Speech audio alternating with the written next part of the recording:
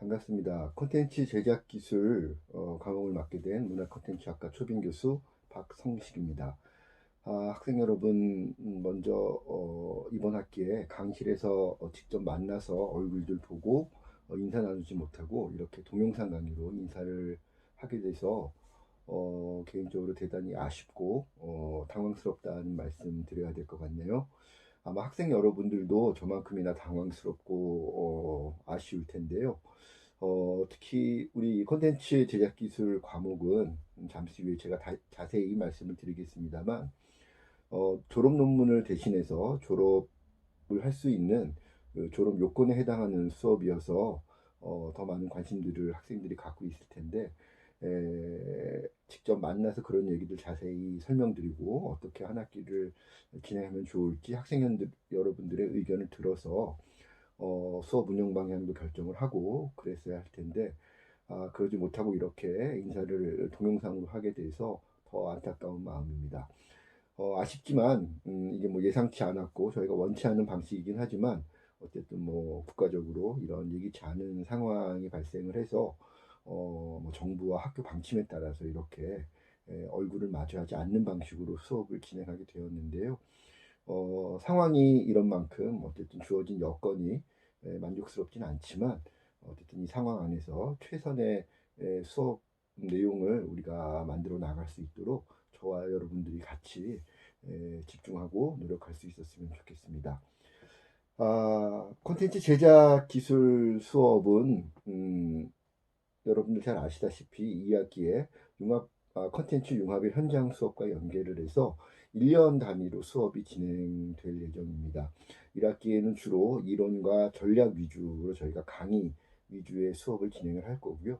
2학기에는 팀별로 팀 과제를 준비하면서 학기 말에 있을 공개 평가를 위한 팀 티칭 위주로 진행이 될 예정입니다. 큰 그 운영 방향에 대해서는 제가 오늘 첫 번째 동영상 강의 후반부에 좀 더 자세히 말씀을 드리겠고요. 1학기 수업을 어떤 방향으로 또 무엇을 중심으로 여러분들과 같이 고민하고 이야기 나눌지에 대해서 오늘 같이 말씀을 드리고, 우리 수업뿐만 아니라 콘텐츠 기획이라고 하는 영역에서 우리 문화 콘텐츠학과 학생들이 어떤 고민과 어떤 준비를 해야 되는지에 대해서 오늘 첫 번째 시간에는 개괄적으로 같이 이야기 나누고 살펴볼 수 있도록 하겠습니다. 우리 과는 문화 콘텐츠 학과죠. 그래서 다른 우리 문화예술대학의 다른 그 전공 학과들과는 달리 우리 고유한 장르가 없는 그런 학과입니다.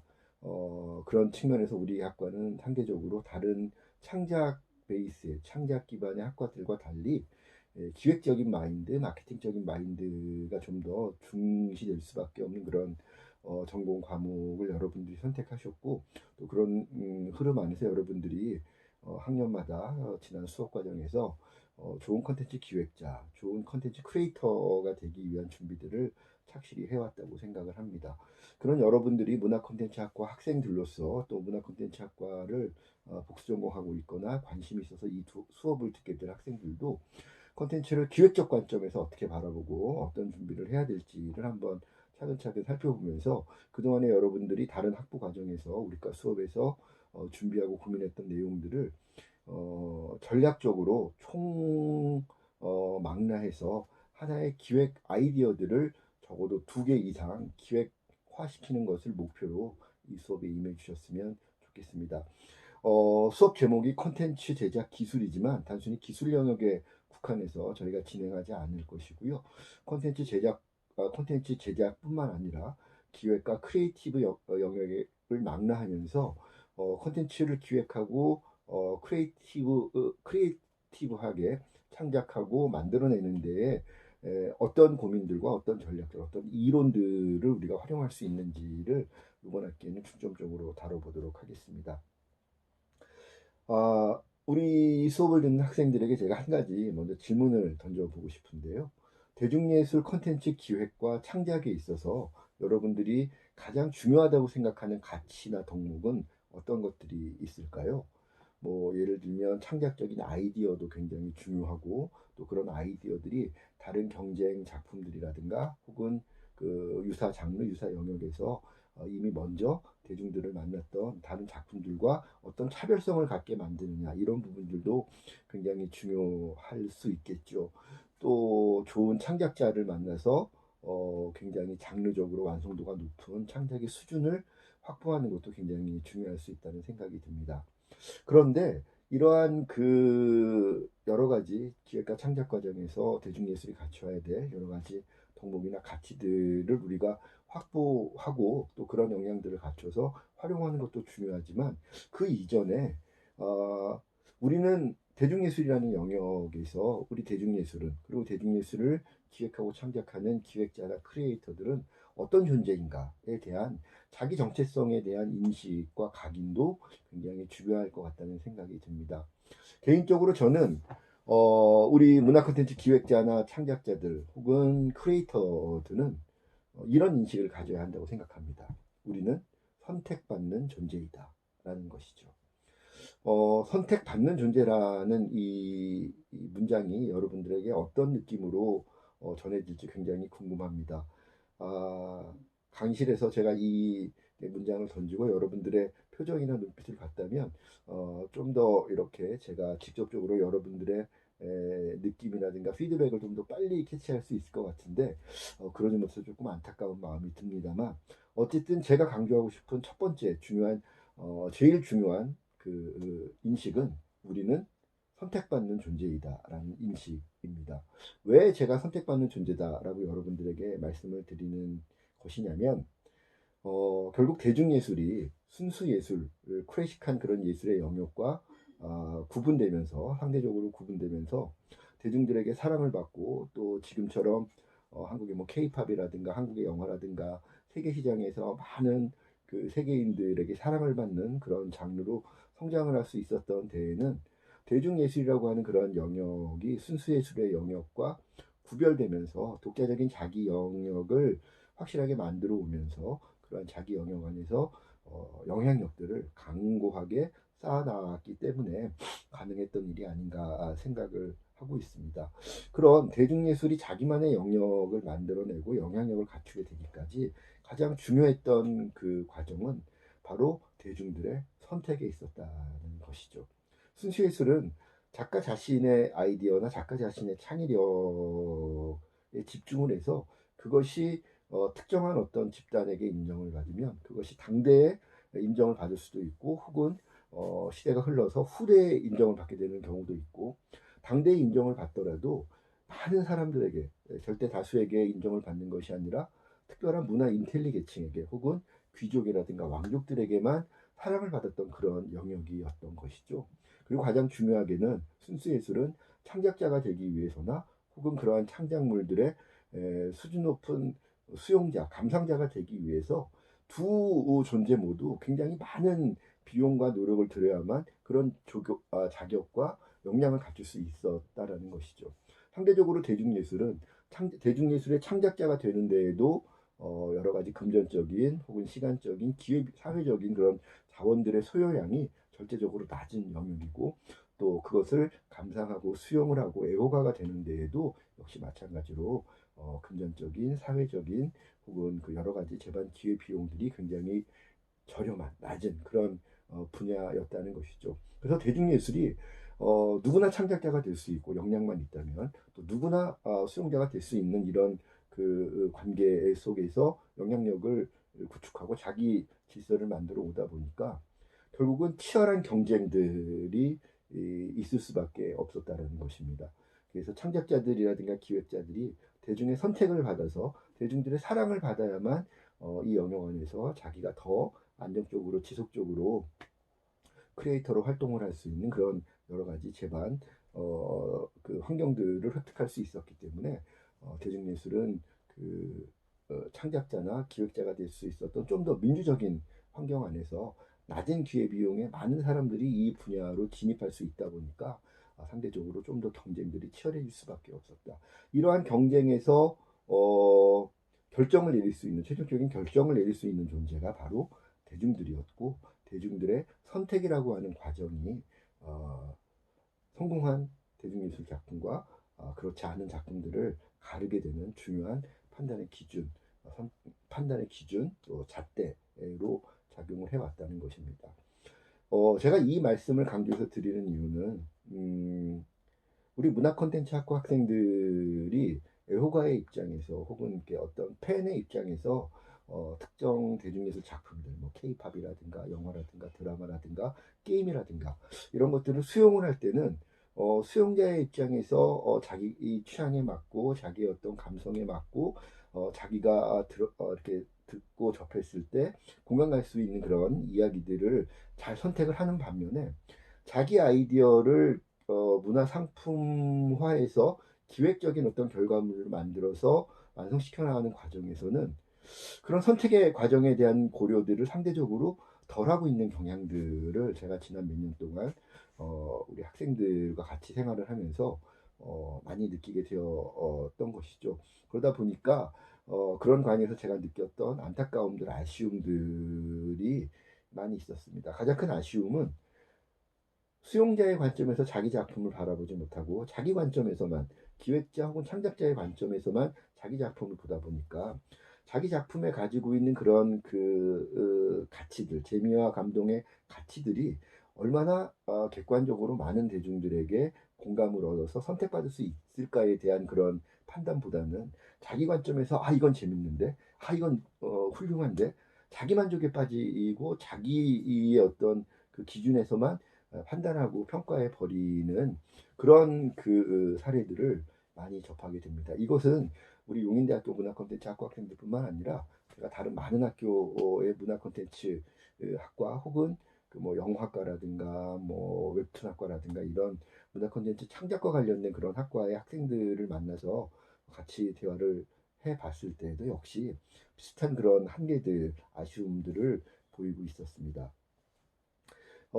프로와 아마추어의 차이는 바로 거기에 있다고 생각을 합니다. 프로들은 자기의 아이디어가 정말 많은 사람들에게 선택받을 수 있을 것인가, 어떻게 하면 선택받을 수 있게 디벨롭 시킬 수 있을 것인가에 대한 고민들을 좀 더 집중적으로 많은 노력과 공력을 들어서 그런 고민에 집중을 한다면 아직 스타트 단계, 스타트업 단계에 있는 창작자들이나 기획자들 또 크리에이터들은 그런 측면에서 좀 아쉬움들을 보인다는 것이죠. 그래서 그런 측면에서 제가 여러분들과 올해 이번 1학기 수업과 2학기 융합 컨텐츠 융합의 현장 수업에서 일관되게 제가 여러분들에게 던지고자 하는 그런 메시지, 가장 중요한 메시지는 첫 번째, 우리는 선택받는 존재이다라는 그런 명제, 인식을 여러분들에게 메시지로 전하고 싶습니다.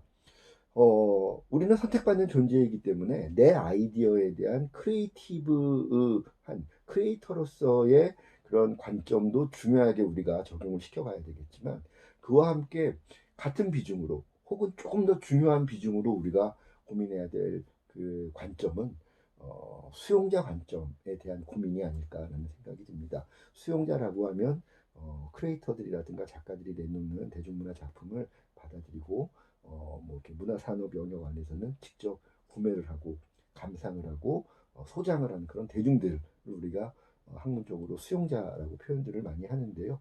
어쨌든 그런 뭐 대중의 관점이라고 해도 상관없고 수용자의 관점이라고 해도 상관없고 어쨌든 창작적인 관점으로 그동안의 자기 아이디어들을 고민을 했다면 이제는 대중의 관점, 수용자의 관점, 좀 더 마케팅적인 관점에서 이야기하자면 소비자, 고객의 관점에서도 자기 아이디어를 평가하고 분석하고 개선점을 찾아나갈 수 있는 그러한 접근과 노력들을 기울여 나갈 수 있어야 되겠다라는 말씀을 강조해서 학생들과 한번 나눠보고 싶습니다. 문화예술, 대중문화예술, 대중예술. 우리가 우리 학과에서는 이제 대중예술의 영역을 문화 콘텐츠다라고 표현을 하고 있죠. 아마 문화 콘텐츠의 개념에 대해서는 문화 콘텐츠 산업의 이해 과목을 통해서 여러분들이 1, 2학년 때 체계적으로 수업을 받은 걸로 제가 알고 있는데요. 우리는 선택받는 존재이다라고 했을 때 문화 콘텐츠 자체도 선택받는 존재겠죠. 콘텐츠도 선택받는 존재이고 그 콘텐츠를 구상하고 창작하고 프로젝트화하는 창작자와 기획자들도 선택받는 존재입니다. 좀 더 넓게 얘기를 하면 우리가 고민하고 있는 작품 또 우리를 둘러싸고 있는 장르에 대한 환경도 역시 선택받는 존재입니다. 영화가 선택이 많이 받는 국가인 것이냐 대중음악이 선택을 많이 받는 국가인 것이냐, 연극이 공연이 많이 선택받는 국가인 것이냐, 큰 장르의 관점에서도 국가들마다 사회마다 선호하고 더 열광하라는 장르들이 차이가 있고요. 예를 들면 영화의 장르 안에서도 액션이 선호받는 거냐, 판타지가 선호받는 거냐, 멜로가 선호받는 거냐, 아니면 히어로물들이 선호받는 거냐, 그 안에서도 수많은 장르들이 서로 경합을 하고 있습니다. 장르들도 선택을 받는 존재라는 것이죠. 좀 더 크게 보자면 대중예술도 문화 콘텐츠라고 하는 이 영역도 영역 자체로서 선택받는 존재입니다. 왜? 대중예술 산업의 많은 작품들, 애호가들이 대중예술에만 자신이 가지고 있는 시간과 금전적인 여력을 모두 소비할 수 없기 때문입니다. 경기가 어려워지거나 요즘처럼 코로나 뭐 이런 사태로 여러 가지 국가적인 제약이 이렇게 벌어가게 되면 가장 먼저 영향을 받는 것이 대중예술 산업일 수 있습니다. 대중예술은 다른 분야의 인간들의 삶을 이루고 있는 다양한 영역들과 동시에 예술은 경쟁하고 있기 때문에 대중예술은 근본적으로 그 큰 영역 자체부터 이미 대중들의 선택을 받아야만 하는 것이죠. 대중예술을 애호하는 그런 국민들이 많은 나라일수록 대중예술이 좀 더 활성화되고 있는, 대중예술을 선택하는 사람들이 많은 집단에서 대중예술은 좀 더 활성화될 수 있다. 또 대중예술을 선택한 사람들이 많은 그런 집단의 그런 사회의 대중예술은 그 안에서 사랑받는 또 세부 장르들이 더 많이 다양하게 활성화될 수 있다라는 겁니다. 그런 측면에서 기본적으로 대중예술이라고 하는 이 영역은 선택을 받는다라고 하는 것을 숙명으로 받아들이지 않으면 안 된다는 것입니다. 선택을 받기 위해서는 내가 준비하는 것도 중요하지만 선택을 하는 사람에게 무엇을 어떻게 전달해야만 선택받을 수 있을까를 함께 고민하는 것이 대단히 중요한 그런 고민이자 또 반드시 해결해야 될 과제, 숙제가 된다는 것이죠. 그래서 제가 방금 말씀드렸던 것처럼 내 아이디어에 대한 창작적, 기획적 관점도 중요하지만 수용자적 관점으로 내 아이디어를 객관화시켜서 평가하고 바라보고 개선점을 도출해낼 수 있도록 하는 그런 고민들 지금부터 여러분들이 이번 1학기 수업, 2학기 수업을 통해서 한번 심층적으로 같이 해볼 수 있게 될 것이고요. 또 특히 단순히 이론들을 암기하고 숙지하는 데 머무르지 마시고 수업 때 제가 여러분들과 같이 나누는 그런 콘텐츠 기획과 관련된 많은 이론과 전략들을 여러분들의 팀 프로젝트에 적극적으로 적용을 시켜서 여러분들의 그런 기획 아이디어가 좀 더 객관화될 수 있도록 여러분들이 같이 실제 프로젝트를 통해서 그런 전략들을 직접 적용하고 완성해가는 그런 과정들을 거쳐주시고 그 과정에 좀 더 여러분들이 집중해 주시기를 부탁을 드리겠습니다. 제가 방금 대중예술은 선택받는 존재다라고 말씀을 드렸죠. 그런 측면에서 이런 문화 콘텐츠 산업 자체, 문화 콘텐츠라고 하는 이런 영역에 대해서 여러 가지 측면에서 우리가 학술적으로 정리하고 분석할 수가 있겠는데요. 그 중에서 마케팅적인 측면에서 문화 콘텐츠 산업이 선택받는 존재로서 갖는 특성을 개념화시켜서 설명을 해보자면 흥미로운 두 가지 관점을 우리가 살펴볼 수 있습니다. 하나는 문화 콘텐츠는 체험재이다라는 그런 관점입니다. 체험재는 일반적인 소비재 상품들과 달리 일반적인 상품들은 한번 소비를 할 때 굳이 내가 미리 이것을 체험해 보지 않아도 이 제품이 어떤 기능과 어떤 그 사양과 어떤 혜택을 나에게 줄 것이다라는 것들을 대개 사람들이 알고 있는 영역의 제품들인 경우가 많죠. 예를 들면 우리가 어떤 스마트폰을 선택을 할 때 굳이 내가 지금 그것을 사서 체험해 보지 않더라도 애플 폰을 좋아하는 사람들은 애플의 그런 아이폰이 어떤 특징과 어떤 기능을 갖고 있고 어떤 장점을 갖고 있는지를 대개 이미 알고 있어서 굳이 체험해 보지 않더라도 기꺼이 그 제품에 고가의 그런 가격을 지불하는 것이죠. 또 삼성폰을 좋아하는 사람들은 삼성폰의 특장점을, LG폰을 좋아하는 사람들은 LG폰의 특장점들을 알고 있어서 그런 것들을 믿고 소비하게 됩니다. 먹는 것도 마찬가지죠. 신라면 좋아하는 사람들은 굳이 내가 그거를 굳이 지금 내가 체험해보지 않더라도 미리 있었던 나의 어떤 경험이라든가 이런 것들을 통해서 또 정보들을 통해서 신라면은 어떤 맛을 갖고 있기 때문에 내가 매운맛을 좋아하니까 나는 신라면을 먹을 거야. 아니야, 나는 매운맛보다는 고소한 맛, 감칠맛 나는 맛이 좋아라는 사람들은 또 안성탕면이라든가 다른 그런 라면을 선택해서 가져갈 수 있는, 소비할 수 있는 것이죠. 또 일반적인 제품들은 그런 제품을 구입했을 때 내가 금전적이거나 어떤 여러 가지 재화들을 과의 교환을 통해서 그 제품을 내가 이렇게 구입하게 되면 구입하면서 그 제품 자체가 그대로 나에게 남게 되죠. 내가 소유할 수 있게 됩니다. 그래서 소유할 수 있다, 물적으로 소유할 수 있다라는 것이 일반적인 상품들이 갖는 그런 그 특징이라고 볼 수 있는데, 체험제는 그와는 조금 다른 특징을 갖고 있는 상품들을 우리가 체험제라고 합니다.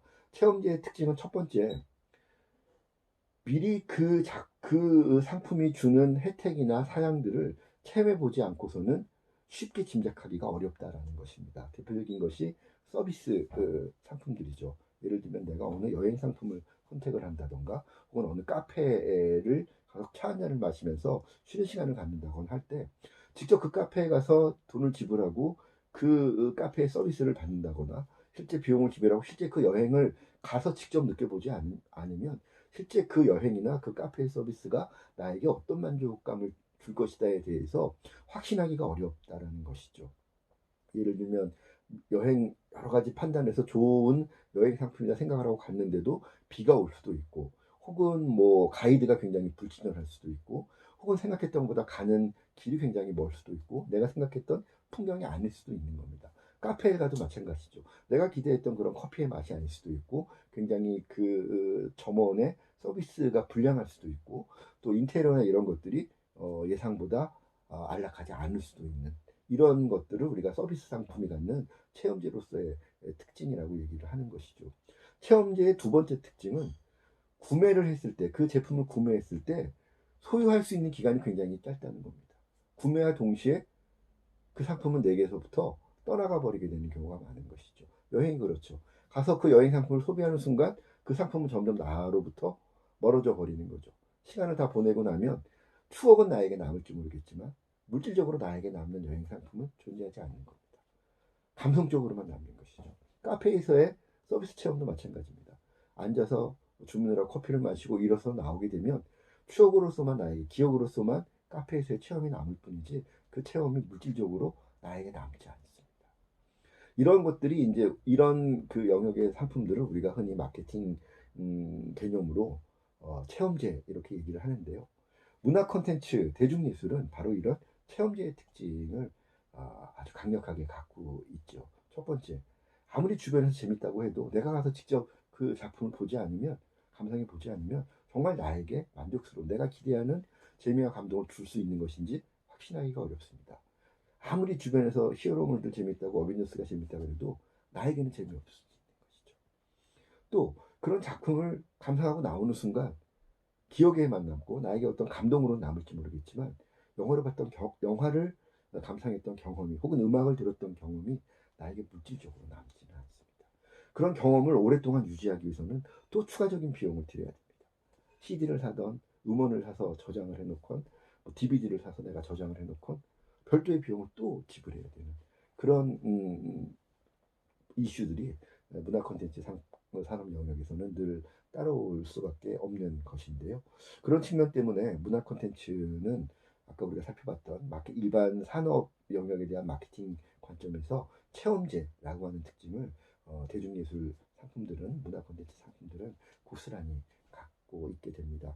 체험제이기 때문에 갖는 장점과 불리한 점이 있죠. 장점은 한번 그 체험에 감성적인 만족감을 느끼게 되면 소비자들이 그 제품에 굉장히 강력한 몰입을 하게 됩니다. 결합을 하게 됩니다. 흔히 락인이라고 하는 그런 효과를 거둘 수가 있다는 것이죠. 그래서 예를 들면 스타벅스 덕후들은 스타벅스에 열광을 하죠. 그 스타벅스 별 모아가지고 플래너 굿즈 같은 거 받기 위해서 정말 시쳇말로 목숨 걸고 스타벅스의 모든 로얄리티를 다 바칩니다.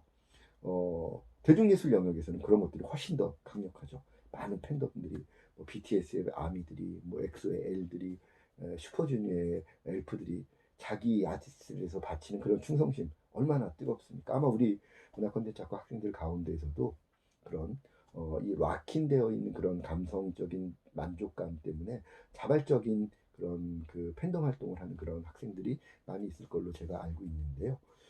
그런 장점들을 분명히 갖고 있지만 그런 장점을 누릴 수 있는 그런 혜택을 누릴 수 있는 작품들은 전체의 작품들 가운데 일부에 불과하다라는 것이 또 하나의 불리함, 어려운 점이 될 수 있다는 것이죠. 왜? 모든 사람의 절대 다수의 감성을 충족시켜 줄 수 있는 그런 컨텐츠는 쉽게 등장을 하지 않는다라는 것입니다.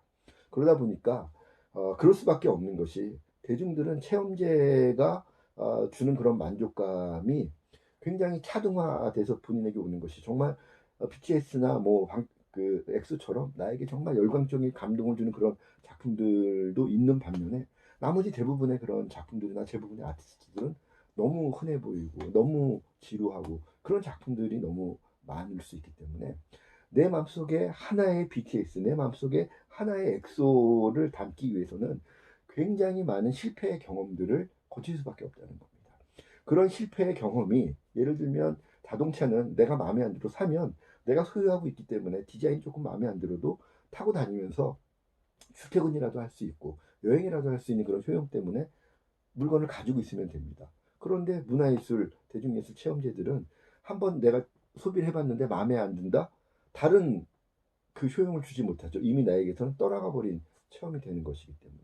그러다 보니까 대중들은 하나의 체험제를 소비하기 위해서는 일반적인 상품을 소비할 때 고민하는 그런 고민의 정도라든가 또 상품에 대한 그런 정보 획득이라든가 이런 그 소비 행위를 구매 의사를 결정하는 데 들이는 그 시간과 노력이 일반적인 제품에 비해서 체험제 제품의 경우에는 훨씬 더 많은 노력을 들여서 한 번의 소비 행위를 결정한다라고 하는 것이죠.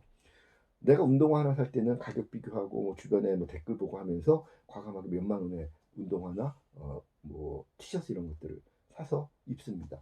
근데 상대적으로 체험제의 상품들을 소비하기 위해서는 보다 많은 고민들을 하고 또 한 번 소비에 나서는 그런 그 양도 상대적으로 적을 수밖에 없다라는 것이죠.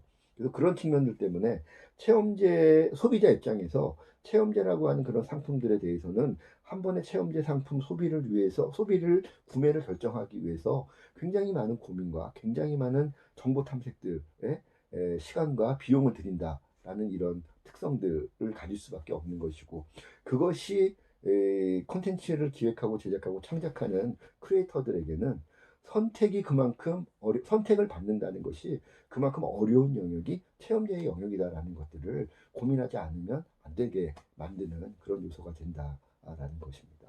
그래서 체험제에 대한 까다로운 소비자들의 선택 기준을 충족시키기 위해서는 그만큼 더 많은 준비와 노력들 또 그리고 다원적인 다층적인 그런 관점에서 자기 기획들이 갖고 있는 장점과 장점들을 분석하고 평가해서 선택의 가능성을 높여갈 수 있는 방향으로 준비하고 실행하라는 것이 기획자들이 해야 될 가장 중요한 그런 덕목, 역량이 되는 것입니다.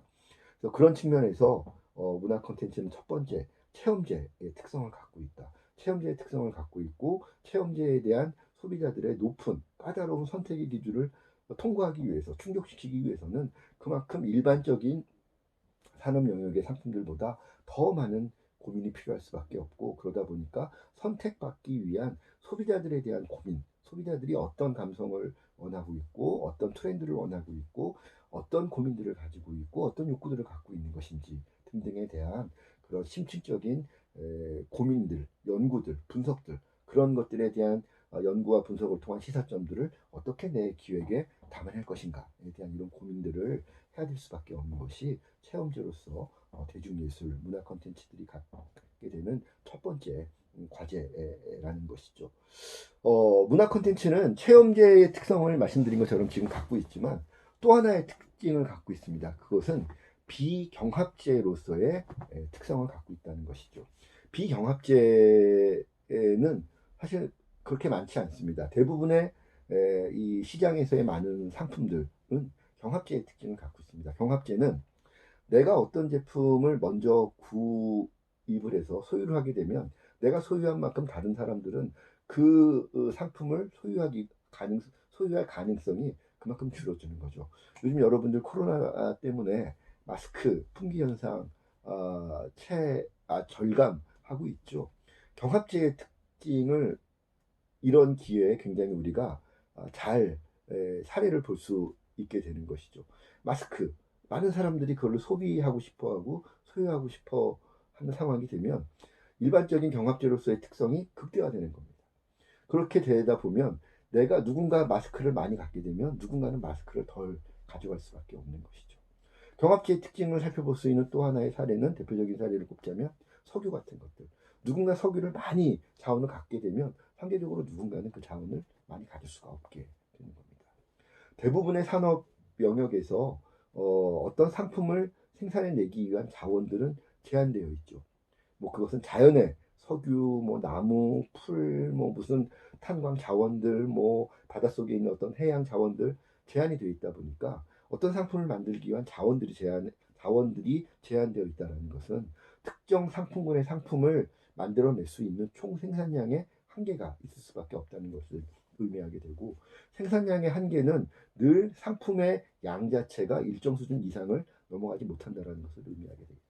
수요가 그 제품군에 대해서 이 상품군에 대해서 수요가 많지 않을 때는 크게 문제가 안 되겠지만 수요가 높아지게 되면 경합제이기 때문에 소비자들 간의 경합이 일어날 수밖에 없고 누구는 갖게 되면 누구는 가질 수 없게 되는 상황들이 늘 발생할 수밖에 없다는 겁니다.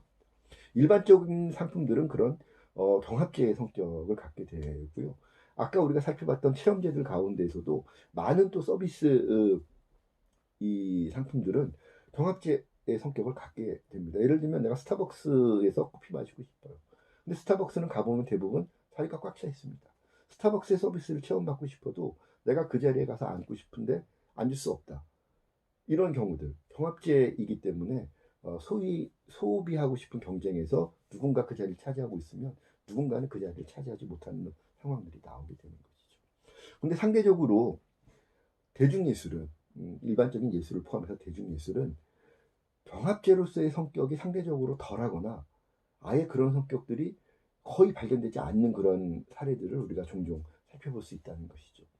예를 들면 순수예술 같은 경우는 누군가 그것을 가지고 소유하고 있는 사람들은 있겠죠. 모나리자는 루브르 박물관이 소유하고 있지만 루브르 박물관 관장이 아니어도 인류는 대부분 모나리자를 감상하고 싶으면 감상할 수 있는 시대가 지금 되었죠. 왜? 복제 기술이 발달해서 인터넷이라든가 책자를 통해서 누구든지 모나리자를 잘 감상하고 모나리자의 그 색채 그대로를 느껴볼 수 있는 시대가 되었다는 것이죠. 복제 기술이 발달하지 않았던 시대에도 많은 그런 이야기 장르의 그런 예술 작품들은 누군가 독점하지 않았습니다. 많은 신화들, 많은 전설들, 많은 그 소설 읽어주고 기억을 하면 소설가의 문장 그대로를 내가 읽을 수 없다 하더라도 그것을 누군가 기억하고 다른 사람들에게 그 이야기를 전달해주면 그 작품이 갖고 있는 그런 문학적인 어떤 가치나 문학적인 감동, 문학적인 메시지는 많은 사람들에게 전파될 수 있습니다. 그것을 인류는 내가 느꼈던 재미와 감동을 나만 갖겠다? 배타적으로 그렇게 차단하지 않았습니다. 내가 느낀 재미와 감동은 주변 사람들에게 쉽게 나눌 수가 있는 것이고 나누는 과정에서의 즐거움을 인류는 느끼면서 일찍이 그런 즐거움을 느끼면서 그런 즐거움을 영위해 왔던 것이죠. 그래서 예술은 고전 시대부터 비경합제로서 많은 사람들이 같이 공유하면서 혹은 그것을 공유하는 데 들어가는 비용이 있다 하더라도 저렴한 비용으로 그런 것들을 공유할 수 있었기 때문에 고전 예술 시대에도 예술은 비경합제의 특징을 가지고 있었다. 그러면 산업화되어 있는 현대 대중예술은 어떤가? 현대 대중예술도 그것을 공유하고 예를 들면 어벤져스에 대한 작품을 재미와 감동을 내가 가서 개봉한 첫날 봤다 그래서 나 혼자 독점하느냐? 아니라는 거죠. 물론 만 원의 극장 입장료가 적은 금액은 아니지만 만 원이라는 비용을 지불하고 시간만 내가 투입할 수 있다면 누구든지 그 작품을 가서 개봉하고 있는 동안에는 그 작품을 보고 첫날 첫 회 상영한 작품을 보고 느꼈던 사람의 재미와 감동을 일주일 후에 한 달 후에도 느낄 수 있다는 것이죠. 그리고 그런 것들을 서로 나누면서 내가 재밌게 느꼈던 어벤져스와 당신이 재밌게 느꼈던 어벤져스의 그런 요소들을 같이 나누고 대화하면서 더 그 작품이 갖는 의미와 가치들, 재미와 감동의 메시지들을 더 확장시키고 풍성화시켜 나가는 그런 과정들을 거쳐 가게 되는 것이 현대 대중예술의 일반적인 수용 방식이 되어 가고 있는 것이죠. 그래서 그런 측면에서 현대 대중예술도 이런 저렴한 비용으로 재미와 감동을 같이 공유할 수 있게 만드는 그런 특성을 가지고 있기 때문에 경합제라기보다는 비경합제의 특성을 갖고 있다. 내가 어벤져스를 봤기 때문에 너는 어벤져스 볼 수 없어. 그건 아니라는 겁니다. 내가 방탄소년단을 사랑하고 내가 그 음악을 지금 들었는데 너는 그 음악 들을 수 없어. 그게 아닌 거죠. 대중예술이 경합지의 특징을 갖고 있었다면 지금처럼 그렇게 산업화되고 전 세계적인 그런 영향력을 가질 수 있었을까요?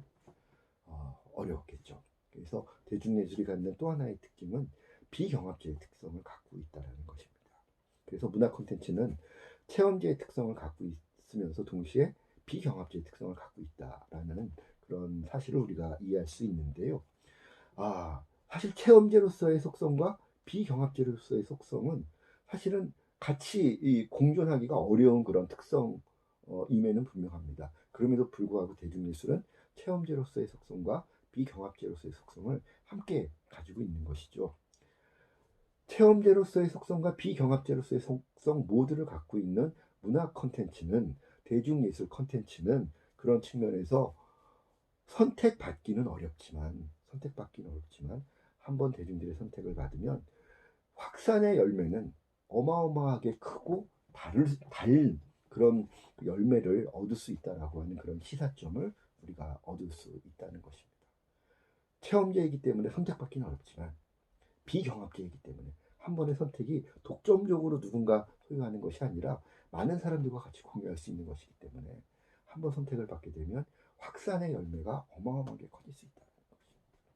K-팝의 BTS가 전 세계적으로 거두고 있는 그런 성과들, 체험제이자 비경합제이기 때문에 BTS를 선택한 사람들이 많아지고 선택한 사람들끼리 서로 공유하는 그런 재미와 감동의 매력이 점점 더 커지고 그런 매력들이 입소문과 바이럴을 통해서 확산되고 하면서 전 지구적인 현상으로 BTS가 현재 존재하고 있는 것이죠. 영화 기생충도 마찬가지죠.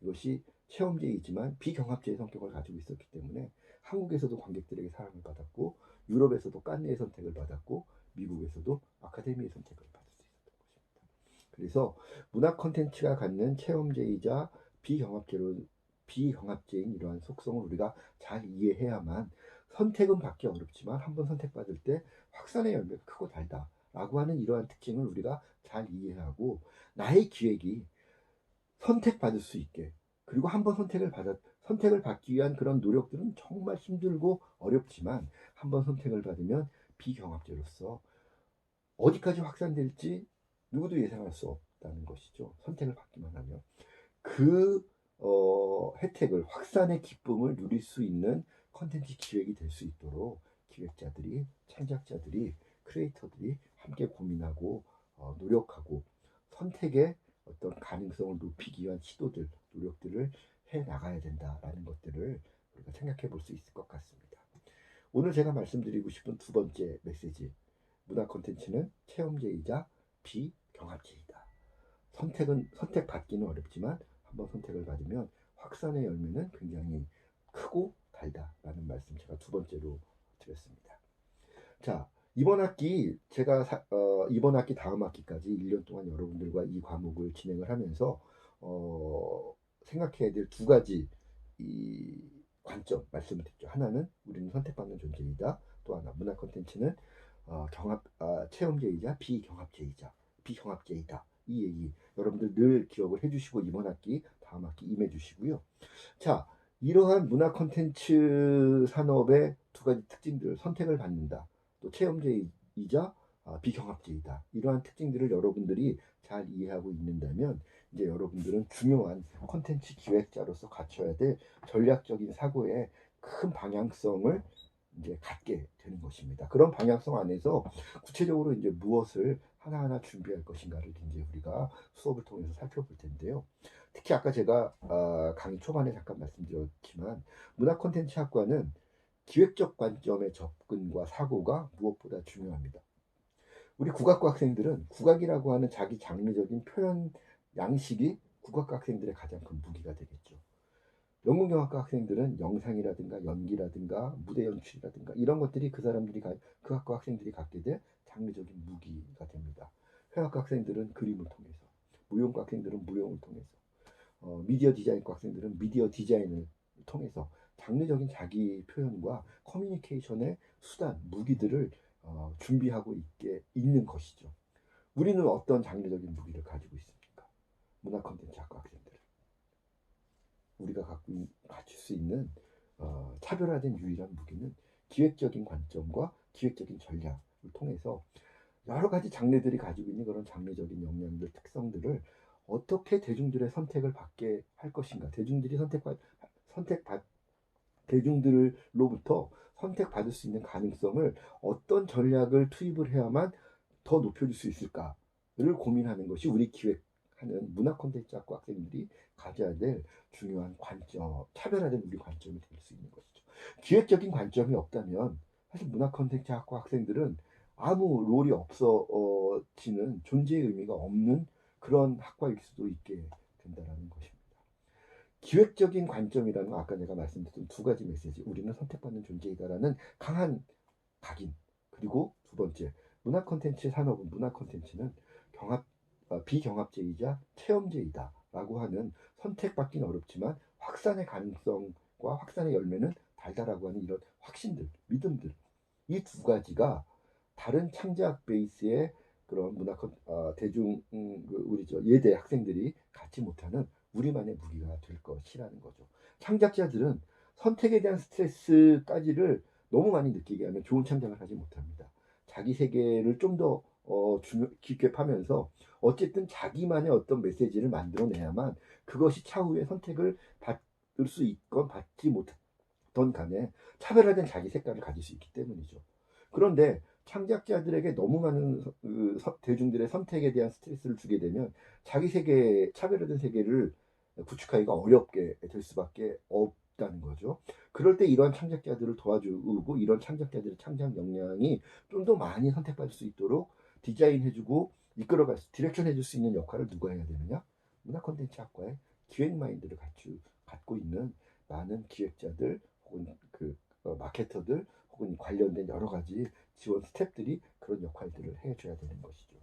그런 관점에서 우리 문화 콘텐츠 학과 학생들은 기획적 관점으로 이 대중예술 분야를 접근하고 또 전략적으로 사고하는 그런 역량을 갖추는 것이 매우 중요할 것입니다. 그런 측면에서 문화 콘텐츠 기획은 창작과 대중의 커뮤니케이션을 이어주는 디자이너이자 플래너이자 플레이어다. 이렇게 저는 말씀을 드리고 싶습니다. 문화 콘텐츠 기획자들은 창작자나 대중이 없으면 존재할 수 없는 존재가 콘텐츠 기획자들입니다. 내가 아무리 좋은 아이디어를 가지고 있어도 실제 작품으로 만들어낼 수 있는 창작자들과 협력하지 않는다면 나의 기획은 내 머릿속에만 존재할 수밖에 없는 것이죠. 또 이런 아무리 좋은 작품을 만들어내서 완성시켰다 하더라도 이 작품을 선택해줄 대중들과 만날 수 있는 기회를 만들어내지 못하면, 대중들이라는 존재가 존재하지 않는다면 대중예술로서의 우리 기획들은 또 존재할 수가 없게 되는 것입니다. 그래서 기획자는 혼자 존재할 수 없는 존재라는 거죠. 한쪽에는 내 왼쪽에는 창작자들을, 내 오른쪽에는 대중들을 놓고 같이 손잡고 창작자와 대중들을 이어주면서 창작자가 표현하고자 하는 것과 대중들이 감상하고자 하는 것을 최대한 넓게 깊게 일치시켜 줄 수 있도록 이어지는 역할을 해야 되는 것이 기획자들이 가져야 될 첫 번째 역할이다.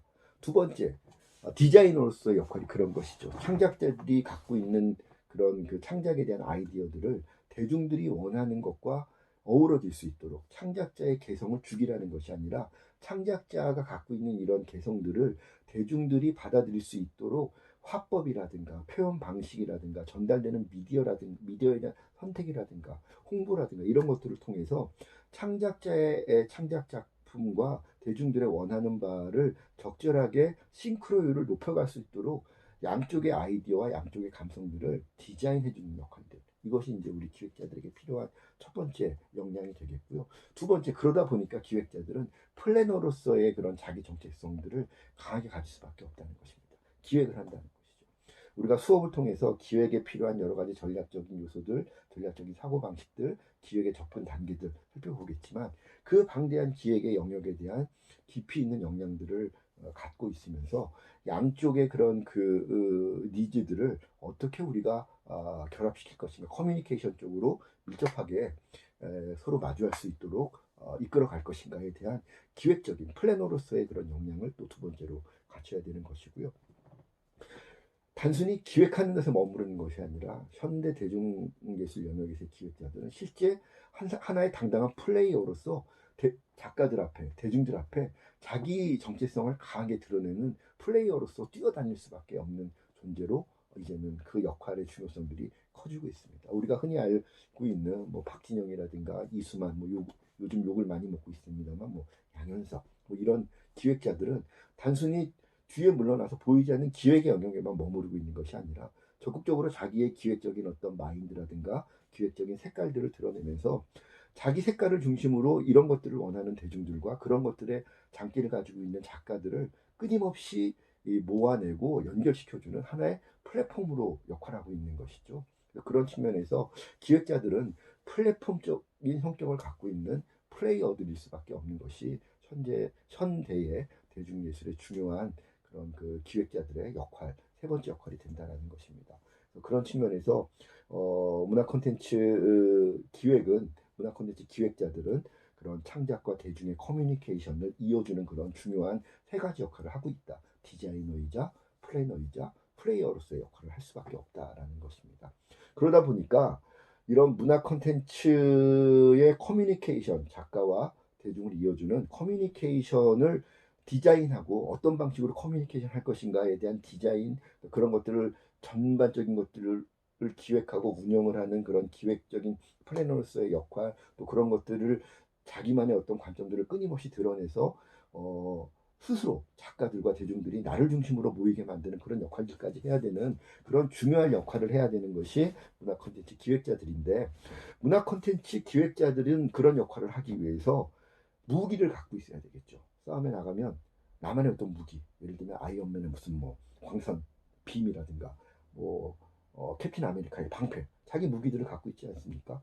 창작자들은 아까 얘기했던 것처럼 국악은 국악하는 사람들의 어떤 무기, 미술은 미술하는 사람들만의 무기, 연극은 연극하는 사람들의 자기 무기들을 갖고 있는데, 문화 콘텐츠 기획자들은 그러면 어떤 무기들을 준비하고 있어야 되겠느냐라고 했을 때, 하나는 장르 전략, 두 번째는 커뮤니케이션 전략, 세 번째는 융합 전략이다라고 말할 수가 있겠습니다. 그래서 우리 수업에서는 장르 전략, 커뮤니케이션 전략, 융합 전략, 큰 세 가지 전략의 흐름들을 놓고 이번 학기, 다음 학기 동안 이론과 실습을 통해서 문화 콘텐츠 기획자에게 중요한 무기인 그런 그 장르 전략, 커뮤니케이션 전략, 그리고 융합 전략, 세 가지 전략을 체계적으로 차근차근 한번 접근해 볼 수 있도록 하겠습니다. 개인적으로 저는 오랜 기간 동안 문화 콘텐츠 현장에서 기획 현업에 종사를 해왔고요.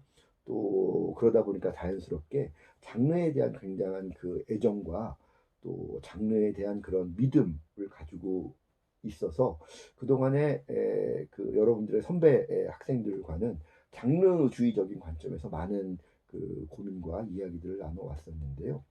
장르에 대한 그런 여러 가지 연구라든가 또는 어떤 현업에서 많은 기획자들이 지금 겪고 있는 그런 경험에 의한 그 노하우들은 굉장히 중요한데, 그런 노하우들이 이론적인 혹은 전략적인 뒷받침을 이렇게 받지 못하면 개인의 어떤 경험론에 매몰되는 그런 한계들을 종종 또 맞게 됩니다. 제가 아무리 내가 현장에서 일할 땐 말이야 라고 여러분들에게 아무리 강조를 해도 그것을 여러분들이 받아들일 때 라떼는 말이야 꼰대들이군 이렇게 받아들이게 되면 여러분들에게 의미가 그렇게 크게 다가오지 않을 수도 있다는 것이죠. 그래서 제가 한편에서 계속 고민했던 것은 현장에서 느꼈던 장르 현장에서 여러 가지 노하우라든가 또 현장의 전문가들끼리 서로 인정을 하는 몇 가지 그런 전략적인 믿음들이 있겠죠. 그런 것들이 이제 나름대로 전략화되어 있는 부분, 전략 모델화되어 있는 부분들은 있지만 그런 전략의 경험들과 전략의 모델들이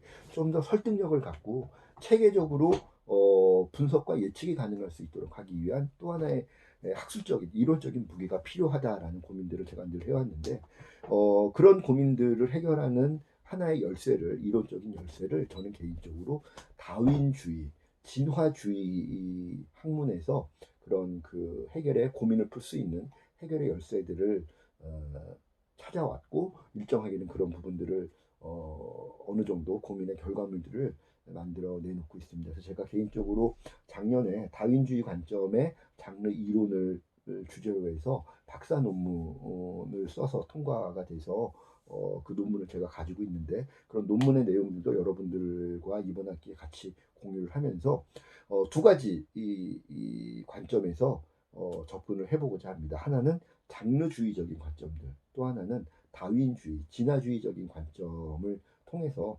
장르가 어떤 진화의 경로를 가져왔고 그런 장르 진화의 그런 과정에서 나타난 여러 가지 장르의 현상들이 어떤 원리, 어떤 그 이 법칙에 의해서 그런 장르 진화의 과정들이 이루어졌으며 장르 진화의 과정에서 자연스럽게 형성되어 있는 장르 커뮤니케이션들은 어떤 특성과 어떤 요소들을 가지고 있는지 이런 부분들을 체계적으로 여러분들과 같이 고민을 해 보고자 합니다. 그래서 아까 우리가 살펴보기로 했던 크게 세 가지 전략 요인들이 있다 그랬죠. 하나는 장르 전략, 두 번째는 커뮤니케이션 전략, 세 번째는 융합 전략이라고 하는 세 가지 큰 영역들이 있는데 이러한 큰 세 가지 전략 영역들에 대해서 장르주의적인 관점과 다윈주의적인 관점 두 가지 측면에서 제가 같이 여러분들과 이야기나 제가 갖고 있는 생각들을 여러분들에게 전달을 하고 또 여러분들이 저의 생각에 대해서 또 어떤 그 의견과 또 어떤 반응들을 보여줄 수 있는지를 같이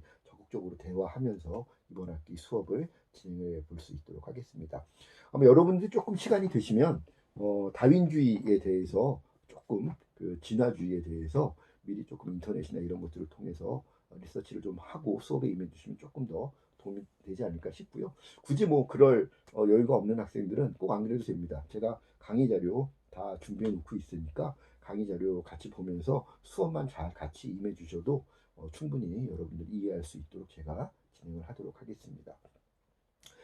그래서 제가 오늘 지금까지 드린 말씀들이 이번 학기 또 다음 학기 콘텐츠 제작 기술 수업과 콘텐츠 융합 현장의 이해 수업 한 학기 동안 1년 동안 진행된 이 수업에 대해서 어떤 관점에서 또 어떤 고민의 주제들을 놓고 이 수업을 진행할 것인가를 말씀을 드린 것이고요.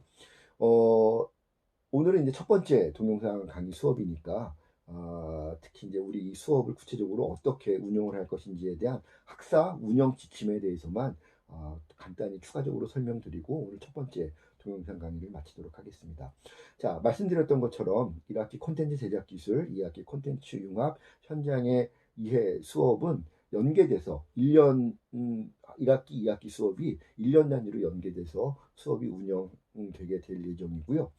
이미 작년, 재작년 이런 방식으로 수업들이 진행이 돼서 여러분들의 선배들은 졸업할 때 졸업 논문을 쓰지 않고도 1학기 콘텐츠 제작 기술, 2학기 콘텐츠 융합의 현장 이해 이 수업 두 수업을 듣고 학점 F 맞지 않고 두 수업을 다 패스를 하고 또 2학기 수업에서 공개 평가를 통해서 팀 프로젝트 발표를 하면 팀 프로젝트 발표를 한 기획안이 졸업 논문의 효력을 갖게 되는 것입니다. 그래서 졸업 논문을 대체할 수 있는 졸업 논문을 대체하는 졸업 요건이 인정되는 그런 수업이기 때문에 그 부분들을 여러분들이 잘 이해를 하고 이번 학기 수업에서 끝나는 것이 아니라 콘텐츠 제작 기술 수업을 들었으면 2학기에 콘텐츠 융합 현장의 이해 수업까지 연계해서 수업을 듣는 것이 바람직하다. 특히 졸업 논문을 쓰지 않고 이 프로젝트 발표를 통해서 졸업을 하고자 하는 학생들은 반드시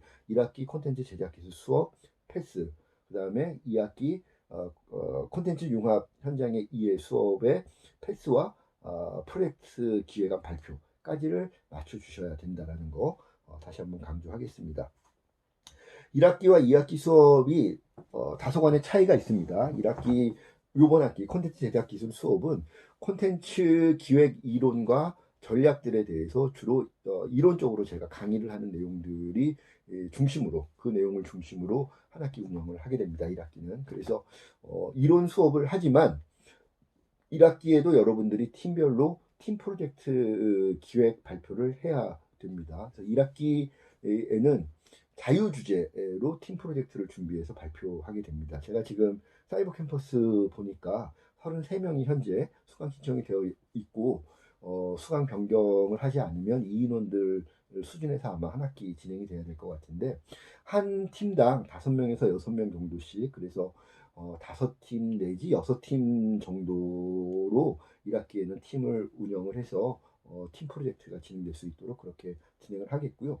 2학기에는 1학기에 했던 과제는 그걸로 끝입니다. 2학기에는 새로운 기획을 해야 되는데 2학기에 새로운 팀 프로젝트를 위해서 새로운 팀이 구성되고 새로운 팀별 주제를 통해서 학기 말에 공개평가를 위한 프로젝트 기획 워크숍을 진행을 하게 됐는데 이 워크숍 중심으로 2학기 때는 수업이 진행됩니다. 물론 2학기에도 1학기 수업의 결과물들을 여러분들이 어떻게 받아들이고 어느 정도 받아들이고 이해하고 있는지 또 2학기에 여러분들이 팀별로 준비하게 된 개별 아이템들이 갖고 있는 특성들에 따라서 필요한 부분들을 제가 추가적으로 이론 강의는 같이 진행을 일부 합니다. 그런데 강의의 비중이 1학기 수업보다는 상대적으로 많이 줄어들고 제가 더 많이 여러분들과 시간을 보낼 것은 팀 티칭, 팀별로 어떤 기획 아이디어를 선택을 할 것이고 그러한 선택된 아이디어들을 어떤 방향으로 기획해 나갈 것이며 실제 그런 기획 방향의 단계들마다 반영돼야 될 중요한 그런 디테일한 요소들은 어떤 것들을 고민해야 되는지를 팀별로 제가 계속 주간 단위로 상담을 통해서 관리를 제가 매니지먼트를 같이 해드릴 겁니다. 그런 과정을 통해서 현장의 기획자들이 실제 고민하고 있는 수준에서 각자 팀별로 그런 프로젝트들을 바라보고 분석하고 또 이끌어갈 수 있도록 제가 도와드릴 텐데 그런 팀 티칭 위주로 2학기 수업은 진행된다라는 겁니다. 1학기에는 정리하자면 1학기에는 이론 및 전략 강의 플러스 자유 팀 과제. 그래서 1학기 팀 과제는 장르라든가 분야, 제작비 규모 이런 것들에 대해서 제한을 주지 않습니다. 여러분들이 원하는 장르, 원하는 규모, 원하는 어떤 소재 자유롭게 선택을 해서 여러분들이 프로젝트 아이템 선정하고 프로젝트 기획안까지를 만들어 주시면 될 것 같고요. 학기 말에 그거를 발표할 때 평가 기준은 얼마나 차별화된 그런 아이디어를 갖고 있느냐 아이디어 자체의 창의성과 차별성을 중심으로 제가 1학기 수업은 평가를 하게 될 예정입니다. 상대적으로 2학기 수업은 방금 말씀드렸던 것처럼 팀 티칭 위주로 진행을 하되 부분적으로는 이론 강의가 진행이 될 거고요.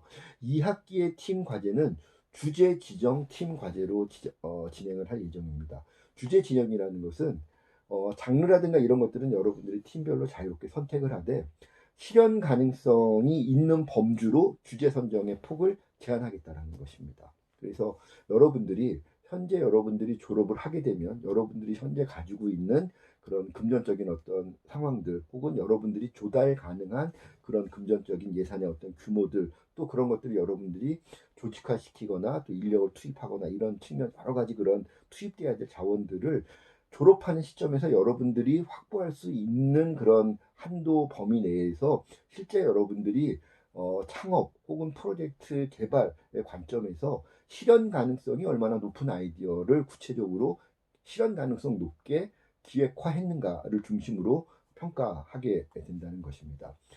비교하자면 1학기는 그런 주제 제한들 없이 뭐 예산이 100억짜리, 10억짜리 상관없습니다. 다만 그런 아이디어가 얼마나 창의적이고 차별화되어 있느냐를 1학기 팀 과제에서 평가를 한다면 2학기 팀 과제에서는 실현 가능성, 현실에서 얼마나 이 사람들이 실제로 지금 여러 준비되어 있는 역량을 가지고 얼마나 구체적으로 실현시킬 수 있을 것인가 그리고 실제 현장에서 대중들에게 얼마나 선택받을 수 있을 것인가를 중심으로 평가를 하게 됩니다. 1학기 수업의 팀 과제는 제가 혼자 평가를 합니다. 교수가. 2학기 팀 과제는 우리과 다른 교수님들과 또 다른 수업 듣는 학생들이 자유롭게 참여해서 평가단으로 참여하는 공개 평가 방식으로 진행이 됩니다. 그것도 큰 차이가 되겠죠. 아마 작년, 재작년에 공개평가 참여했던 학생들이 혹시 지금 이 수업을 듣고 있는지는 모르겠지만, 그래서 2학기 주제 지정팀 과제는 공개평가로 이루어진다. 미리 말씀을 드리도록 하겠습니다. 자, 2학기 운영 방침은 2학기 수업 개강 때 좀 더 제가 자세히 말씀을 드리겠고요. 1학기, 요번 학기 콘텐츠 제작 기술 수업을 위해서는 아까 말씀드렸던 것처럼 5명에서 6명이 한 팀을 이뤄서 최대한 프리라이더 없이 운영될 수 있도록 하겠고요. 혹시 예기치 않게 프리라이더들이 또 발생할 수 있죠. 그럴 때는 제가 팀원들의 의견을 들어서 프리라이더들에게는 그만큼 불이익이 돌아갈 수 있도록 운영을 할 테니까 자발적이고 주도적으로 여러분들이 팀 과제에 참여하는 것 중요하다. 미리 말씀을 드리겠고요. 1학기 팀 구성을 위한 아이디어 세일을 저희 대면 강의가 시작하게 되면 강의실 강의가 시작하면 바로 첫 주에 제가 진행을 할 예정입니다. 아이디어 세일은 무엇을 의미하냐면 우리가 5명, 6명으로 한 팀을 이뤄서 그때부터 아이디어를 토론해서 찾기 시작하면 시간이 좀 많이 지났기 때문에 우리 이번 학기 남은 시간들이 그렇게 많지 않습니다. 시간상의 그 제약도 하나의 이유가 되고 또 하나의 이유는 학생들 중에는 나는 정말 이 아이디어만큼은 내가 이 수업을 통해서 한번 디벨롭 시켜서 완성형의 기획서를 만들어 보고 싶다. 이런 그 의지와 아이디어를 갖고 있는 학생들이 종종 수업 때마다 있었습니다. 그런 학생들이 주도적으로 자기 아이디어를 선호하고 같은 감성적인 그런 이 방향성을 갖고 있는 학생들과 좀 더 주도적으로 한 팀을 꾸릴 수 있도록 제가 기회를 제공하겠다라는 것이죠. 그래서 뭐 이거는 강제적인 건 아니지만 우리 수업을 듣는 학생들 가운데 기왕 팀 프로젝트 팀 과제를 해야 된다면 나는 내가 갖고 있는 아이디어를 중심으로 한번 팀원들을 꾸려서 주도적으로 진행을 해보고 싶다라는 의지가 있는 학생들은 자기 아이디어를 수업 듣는 나머지 학생들 앞에서 한번 발표를 하고 학생들의 선택을 받을 수 있는 그런 기회를 제가 제공을 해드리겠다는 겁니다. 아까 제가 강조했죠. 우리는 선택받는 존재다. 선택받는 과정을 두려워하거나 소극적으로 그런 과정에 임하면 문화 콘텐츠 기획자로서는 대단히 약점이 될 수 있겠죠. 한번 이런 기회를 통해서 한번 선택의 과정에 한번 스스로를 던져보고 싶다라고 하는 그런 학생들이 있다면 제가 대면 강의가 이루어지는 첫째 시간에 시간을 줄 테니까 1분에서 2분 정도 간단히 구체적으로 준비할 필요 없습니다. 간단히 내 아이디어는 이런 장르의 이런 아이디어인데 기존의 이런 이 작품들과는 이런 면에서 조금 차이가 나는 차별성을 갖는 아이디어를 갖고 있으니 내 아이디어가 가능성이 있겠다, 재미있겠다 생각하는 학생들이 나와 같이 좀 팀을 이뤄달라 이렇게 발표를 하고 팀원들을 모을 수 있는 기회를 제공하겠습니다. 그렇게 1분에서 2분 정도 준비를 해주시면 되겠습니다. 그러고 나면 바로 이제 팀별로 시장조사, 아이디어에 관련된 시장조사 또 그 시장조사 결과를 반영한 기획서 작성 진행하게 되는데 1학기에도 팀 과제를 위한 팀 티칭, 팀 상담은 제가 계속 시간을 별도로 수업 시간과 별도로 제가 준비를 해서 여러분들이 최대한 원하는 시간에 필요한 만큼 상담을 해드릴 수 있도록 준비해 놓고 있을 테니까 언제든지 저하고 팀 상담을 통해서 그런 그 아이디어 디벨롭 과정들을 같이 이루어 나갈 수 있도록 준비를 해주셨으면 고맙겠습니다. 이번 학기 평가 기준은 중간고사 30%, 기말고사 40%, 팀과제 15%, 출석 및 태도 15%총 100점 만점으로 진행을 할 예정이고요. 중간고사는 아마 과제로 대체를 할 예정이고 기말에는 시험을 반드시 보도록 하겠습니다. 평가의 형평성 때문에 변별력이 있는 그런 그 시험을 한 번은 봐야 객관적으로 제가 여러분들 더 준비 많이 하고 노력한 학생들 이렇게 점수를 줄 수 있으니까 이게 또 객관 평가 과목이다 보니까 부득이 기말에는 시험을 보는 걸로 그렇게 하겠고요. 팀 과제는 15점, 100점이 좀 상대적으로 적죠. 하지만 팀 과제에 제가 아까 말씀드린 것처럼 팀 상담이라든가 시간이라든가 제가 노력은 훨씬 더 팀 상담, 팀 과제를 만들어가는 과정에 저도 많이 시간을 드리고 여러분들과 같이 할 수 있도록 노력을 할 테니까 여러분들도 배점이 15점 작다 그래서 팀 과제를 허술하게 생각하지 않았으면 좋겠다는 말씀을 강조해서 드리고 싶습니다. 비록 배점이 15점이지만 배점이 높은 기말고사 중간 과제를 위한 여러 가지 이론들 전략들 시험 한번 보면 여러분들 시험 끝나면 다 잊어먹게 되는 게 사람의 일반적인 인지 상정입니다. 저도 역시 마찬가지였고요. 그것이 잘못됐다고 말씀을 드리는 것이 아니라 우리 수업은 이론을 암기해서 시험 잘 보기 위해서 개설되어 있는 수업은 아니라는 점을 말씀을 드리는 거죠. 그래서 전략이라든가 이론이라든가 우리가 수업 때 다뤘던 내용들을 어떻게 하면 내 프로젝트에 실질적으로 잘 활용할 수 있을 것인가를 팀 과제를 통해서 한번 우리가 경험을 해보자는 것입니다. 한 번의 경험을 통해서 완성형의 기획자가 될 수는 없겠지만 완성형의 기획자로 나가기 위한 중요한 노하우들은 팀 과제를 통해서 여러분들이 실질적으로 더 많이 얻을 수 있다는 것이죠. 이론을 외우면 까먹으면 그만이지만 실제 이것을 한번 프로젝트에 적용을 해보면 그 경험은 내 마음속에 내 머릿속에 노하우로 오랫동안 남게 됩니다. 그리고 다음번 이런 기획 과정을 특히 2학기 지정 과정 발표 평가를 공개 발표 평가를 위한 2학기 발표를 준비할 때 굉장히 중요한 그런 시사점들을 여러분들이 팀 과제를 통해서 1학기에 얻을 수 있게 될 테니까 배점은 작지만 보다 여러분들이 관심을 기울이고 애정을 기울이고 노력을 기울이고 집중해야 될 영역은 팀 과제 영역이다. 이렇게 제가 강조해서 말씀을 드리겠습니다. 출석 및 태도는 우리가 학생이라면 또 비싼 등록금 내고 또 올해는 코로나 때문에 한 달 가까이 또 정상적인 수업을 못하고 비싼 등록금을 우리가 여러분들이 부모님들이 감당을 하셨죠. 그거 생각해서라도 우리가 열심히 수업 듣고 출석 빠지지 말고 집중해서 수업을 듣는 것이 바람직하겠다는 생각이 듭니다. 자, 이렇게 해서 제가 평가 기준까지 말씀을 드렸고요. 몇 가지만 더 부수적인 거 말씀을 드리면 첫 번째, 제 수업을 위해서는 이 수업뿐만 아니라 다른 과목에서 저를 만나게 되면 제 수업을 듣는 학생들은 첫 번째로 해당 시즌, 올해는 2020년도 상반기 하반기가 되겠죠.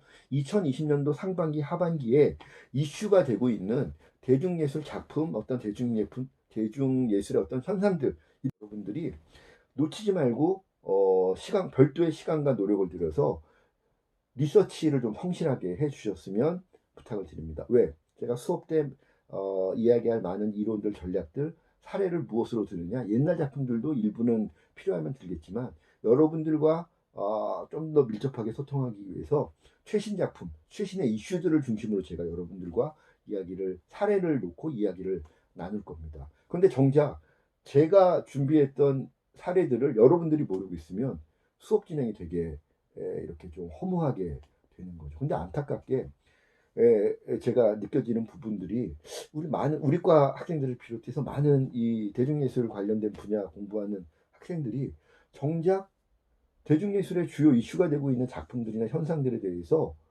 놓치고 가는 경우들이 굉장히 많더라고요. 곤란합니다. 대중예술은 아까 얘기했던 것처럼 대중들의 선택을 받아야 되는데 대중들의 선택의 기준은 굉장히 까다롭고 빨리 변하고 있습니다. 변하고 있는 그런 방향성도 굉장히 다양한 방면으로 그런 기준들이 분화해 나가고 있죠. 그런 것들을 우리가 일상적으로 이렇게 같이 호흡하고 있지 못하면 어느 특정한 시점에 그때 가서 지금 내 작품에 맞는 대중들의 어떤 선택 기준은 뭘까? 그때 가서 그걸 찾기 시작하면 절대로 따라가기가 어렵습니다. 감성이라는 것도 맥락 속에서 현재의 모습들이 나오고 있는 거기 때문에 여기만 봐서는 제대로 이 현상의 이면들을 이해하기가 어려운 것이죠. 그래서 첫 번째 제가 부탁하고 싶은 제 수업을 듣는 학생들은 해당 시즌의 대중예술계의 주요한 이슈나 주요한 작품들에 대해서는 일상적으로 성실히 리서치하고 있어야 됩니다. 첫 번째 제일 좋은 건 가서 감상하는 거죠. 보고 듣고 하는 것들. 근데 시간이나 비용이 그런 것들이 쉽지 않다라고 하면 인터넷 검색이라도 해야 되는 겁니다. 내가 좋아하는 우리 아미 오빠들, 우리 BTS 오빠들 거만 보지 마시고요. 많은 장르, 많은 분야의 아티스트들과 어떤 기획자들과 어떤 트렌드와 작품들에 대해서 폭넓게 보시고 그런 정보들을 계속 자기 걸로 만들어가는 과정이 있어야 되는 겁니다. 적어도 그 작품을 못 봤지만 그 아티스트를 직접 접하지 못했지만 이러이러한 그 흐름들이 형성되어 있고 대중들이 이런 이유 때문에 그러한 트렌드를 선호하고 있구나 혹은 이러한 이유 때문에 그러한 트렌드가 배제되고 있구나 알고는 있어야 되는 거죠. 근데 그 감은 꾸준히 이어가야 된다는 겁니다. 한번 놓치면 쉽게 따라가기 어렵습니다. 나이가 어려도 문화적으로 꼰대되는 건 한순간입니다. 그래서 우리가 꼰대가 되지 않기 위해서, 문화적인 꼰대가 되지 않고 예술적인 어떤 흐름들을 계속 우리가 자기 것으로 체화하기 위해서 주요 이슈 작품들에 대한 리서치 꼭 해주십사 부탁을 드리겠고요. 연장선상에서 덕질 환영입니다. 어떤 분야가 되든지 간에 대중예술 영역이어도 좋고 그 외 영역들, 뭐 스포츠라든가 음식이라든가 뭐 패션이라든가 혹은 뭐 다른 학문 영역도 좋고요. 어떤 분야에 덕질하고 있는 학생들 대환영입니다. 덕질의 결과물들을 수업 때 같이 공유할 수 있으면 더 큰 환영입니다. 어떤 영역에서 이런 것들이 덕후 관점에서 봤을 때 굉장히 의미 있는 것 같다. 수업 시간에 열심히 이야기해 주시고 공유해 주시면 여러분들의 기획 프로젝트가 훨씬 더 풍성해질 수가 있겠죠. 그래서 최신의 어떤 트렌드에 대한 리서치를 성실하게 하면서 한편으로 자기 분야에 대한 그런 깊이 있는 그런 관점을 갖는 것 굉장히 중요하다라는 말씀 제가 드립니다. 앞으로의 시대는 대중적인 관점을 갖고 있는 덕후들이 문화 콘텐츠 영역에서 활약하는 시대가 이미 열렸고요. 그 경향들이 훨씬 더 강해질 거라고 저는 개인적으로 예상을 하고 있는데, 대중적인 그런 다양한 분야에 대한 그런 트렌드들에 대한 폭넓은 이해를 바탕으로 한 특정 영역에 대한 깊이 있는 덕질 굉장히 중요하다라는 말씀 드립니다. 그래서 두 가지 부탁드렸죠. 최신 이슈에 대해서, 트렌드에 대해서 리서치 성실하게 일상적으로 규칙적으로 해야 된다. 두 번째, 본인이 하고 있는 덕질이 있으면 열심히 해라. 덕질 때문에 수업에 혹시 조금 빠져야 된다거나 뭐 이런 사정이 생기면 개별적으로 저한테 상담 신청하십시오. 적극적으로 제가 지원해드리고 수업에 피해 없도록 도와드리겠습니다. 마지막으로 보강 안내할 수밖에 없겠네요. 부득이하게 지금 코로나 때문에 개강이 2주 늦춰졌고 3주, 4주는 동영상 강의로 지금 진행이 되고 있는데요. 비대면 1주, 2주 이 수업 개강이 이렇게 미뤄진 1주, 2주에 대해서 아마 여러분들 다 공지가 나가겠지만 토요일, 일요일을 통해서 휴일 보강 1회를 하게 되어 있습니다. 그래서 이 휴일 보강은 부득이 저희 수업도 월요일날 수업이기 때문에 4월 첫 주인가요? 토요일 날 정해진 날짜가 있죠. 한번 휴일 보강해야 되는데 휴일 보강 시에 혹시 아르바이트를 하게 되거나 이런 이유 때문에 아르바이트 피해가 예상되는 학생들도 저한테 별도로 미리 상담을 해주시면 아르바이트 때문에 보강 못 나오는 것으로 수업의 어떤 평가상에 피해가 가지 않도록 제가 그 부분도 여러분들 배려해 드리겠고요. 또 한 주, 2주 차에 관련된 그런 보강은 우리 학교 이 정규 이 일정을 보면 15주 차에 원래 부득이한 보강, 휴강이 있었던 과목들이 15주째 보강을 할 수 있도록 보강주가 한 주 마련이 되어 있죠. 그래서 15주에 보강으로 진행을 하겠고요. 예정대로 16주까지 우리가 수업을 하는 것으로 해서 1주, 2주 그 개강이 미뤄지면서 2주간 수업이 휴강되게 된 것에 대해서 보강을 그렇게 운영을 하겠다. 한 번은 토요일 날 휴일 보강, 한 번은 15주차 정규 보강주의 보강 운영, 이렇게 해서 수업 결손이 최소화되도록 그렇게 운영을 하겠습니다. 그리고 휴일 보강 시 혹시 아르바이트 있는 학생들은 저한테 별도로 상담해 주시면 되겠습니다.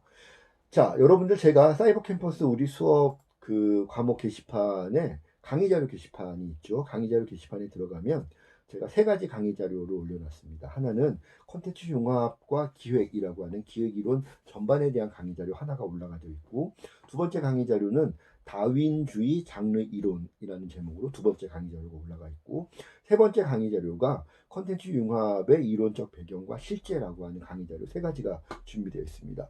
첫 번째, 두 번째 강의 자료는 한글 파일로 되어 있고요. 세 번째 강의 자료는 PPT 자료로 제작이 되어 있습니다. 모든 강의 자료는 여러분들이 각자 출력을 하거나 혹은 파일로 지참을 해서 뭐 노트북 같은데 담아서 수업 시간에 반드시 출력물의 형태로든 아니면 뭐 노트북으로 열어볼 수 있는 파일의 형태로든 수업 시간에 반드시 모든 강의 자료를 지참해서 가지고 와 주십시오. 강의 자료, 물론 어떤 강의 자료 할 때는 그 강의 자료를 중심으로 얘기를 하겠지만 강의 어떤 내용에 따라서, 이슈에 따라서는 다른 강의 자료의 내용을 제가 가져와서 강의할 수 있는 그런 내용도 있기 때문에 강의 자료를 다 세 가지 강의 자료를 함께 준비해 주시고요. 다음 주에는 세 번째 강의 자료를 준비해 주시면 되겠습니다. 두 번째 동영상 강의 때에는 강의 자료 세 번째로 올라와 있는 콘텐츠 융합의 이론적 배경과 실제 파워포인트로 작업되어 있는 세 번째 강의 자료를 중심으로 다음 주 두 번째 동영상 강의 내용을 준비할 수 있도록 하겠습니다. 학생 여러분들이 이 동영상 강의를 보면서 한쪽에 파워포인트 자료를 펼쳐놓고 제 동영상 강의를 들어주셔야 됩니다. 제가 동영상 제작이 익숙치가 않아가지고 지금 이거 만드는 것도 지금 한 3번 정도 파일 날려먹고 지금 다시 만들고 있는 건데, 지금 제가 찍고 있는 것도 여러분들이 제대로 볼 수 있을지 장담은 못하겠지만 다행스럽게 이 파일을 제가 살려서 동영상 강의 올려놓을 수 있다고 하면 다행이겠는데, 제가 지금 이 익숙치 않다 보니까 파워포인트와 제 동영상이 말씀드린 이 화면 두 개를 같이 여러분들에게 한 화면으로 보여드리는 게 너무 난감하고 어렵습니다. 그래서 동영상 강의로 저의 설명을 들으면서 한쪽에 제가 강의 자료실에 올려놓은 세 번째 파워포인트 자료를 좀 출력을 해서 넘겨보면서 같이 페이지를 넘기면서 같이 내용들을 살펴보는 방식으로 두 번째 동영상 강의를 준비하도록 할 테니까 다음번 두 번째 강의 동영상 강의는 세 번째 강의 자료를 여러분들이 별도로 준비하셔가지고 같이 넘기면서 볼 수 있도록 그렇게 부탁을 드리겠습니다.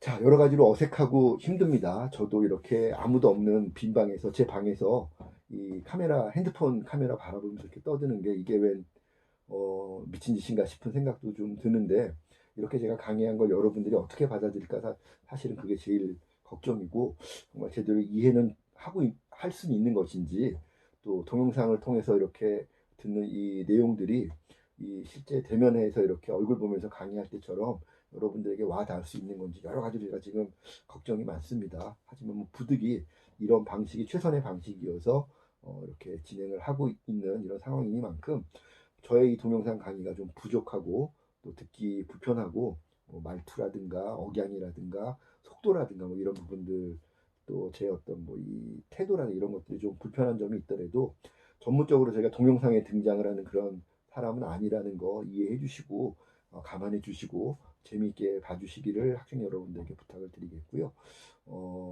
정말 바람은 2주 동영상 강의로 코로나 사태가 진정이 돼서 강의실에서 여러분들 직접 만나서 여러분들 눈 이렇게 시선 마주하면서 강의할 수 있게 되기를 진심으로 바랍니다. 부족하지만 첫 번째 우리 콘텐츠 제작 기술 수업 첫 번째 동영상 강의 마치겠고요. 다음번 두 번째 동영상 강의도 제가 올려놓는 대로 사이버 캠퍼스에 공지 올릴 테니까 같이 또 놓치지 않고 같이 두 번째 동영상 강의도 같이 해주십시오.